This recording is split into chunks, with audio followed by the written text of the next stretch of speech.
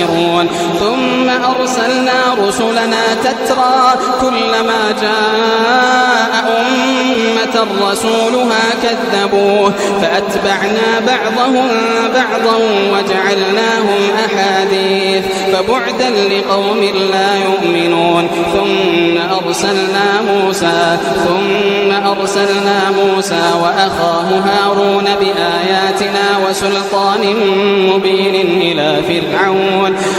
فرعون وملئه فاستكبروا وكانوا قوما عالين فقالوا أنؤمن لبشرين مثلنا وقومهما لنا عابدون فكذبوهما فكانوا من المهلكين ولقد آتينا موسى الكتاب لعلهم يهتدون وجعلنا ابن مريم وأمه